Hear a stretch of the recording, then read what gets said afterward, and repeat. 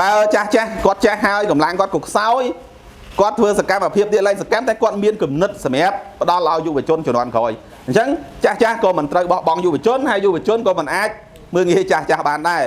តែអូគាត់មិនចេះបច្ចេកវិទ្យាមិនចេះអីអត់ចេះបច្ចេកវិទ្យាប៉ុន្តែតិចនិចនយោបាយអត់អាចទៅរួចមួយគាត់ទេកុំមើលងាយឫស្សីអញ្ចឹងយើងជាយុវជនក៏ត្រូវដឹងខ្លួនយើងដែរហើយយើងកម្រិតយើងត្រូវសហការគ្នាជាមួយគាត់ជួយជ្រោមជ្រែងគាត់ពេលគាត់ចាស់ទៅនៅសល់យើងហើយអញ្ចឹងកុំអាលឿនពេកពេលខ្លះលឿនពេកវាទៅជារឿងមួយដែល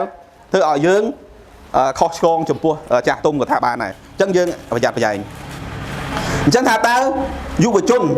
គាត់ត្រូវធ្វើយ៉ាងម៉េចដើម្បីឲ្យមានមនសិការជាតិរបស់យើងនេះធ្វើយ៉ាងម៉េចដើម្បីឲ្យមនសិការជាតិនេះវាផុសឡើងយើងដឹងថាយើងរស់នៅបាននៅក្នុងប្រទេសរបស់យើងនេះយើងសល់ដីប៉ុណ្នេះដោយសារអីគឺដោយសារការលះបង់របស់ដូនតាយើងដោយសារការលះបង់ជីវិតសុខចិត្តជាប់គុករត់ចោលស្រុករបស់ដូនតារបស់យើង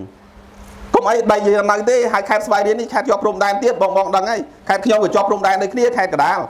អញ្ចឹងថាតើបញ្ហានៅព្រំដែននេះវាប្រឈមយ៉ាងម៉េចខ្លះជនបរទេសគេមានចេតនាយ៉ាងម៉េចយើងដឹងទាំងអស់គ្នាហើយអញ្ចឹងបើសិនគ្មានប្រវត្តិសាស្ត្រច្បាស់លាស់ទេយើងប្រកាសជាមិនភ្ញាក់ខ្លួនទេអ្នកខ្លះមានអញ្ចឹងហើយនៅអត់ភ្ញាក់ទៀតឥឡូវយើងមើលជាក់ស្ដែងប្រវត្តិសាស្ត្ររបស់ប្រទេសយើងតើយើងឆ្លងកាត់អីខ្លះពីប្រទេសមហាអំណាចមហានគរនៅអាស៊ីអាគ្នេយ៍ខ្លាយជាប្រទេសតូចមួយហើយវិសនឹងបាត់ប្រទេសម្ដងវិសនឹងដាច់ពូជខ្មែរម្ដងវិសបាត់ប្រទេសនៅពេលណានៅសតវត្សទី16 17 18ប្រហែល100ឆ្នាំហ្នឹងគឺខ្មែរយើងសួនយួននិងសៀមគឺត្រៀមបែងចែកយកទន្លេមេគង្គធ្វើជាព្រំដែនគ្នាទៅវិញទៅមកឃើញទេវាហានិភ័យនៃការឈ្លានពានរបស់បរទេស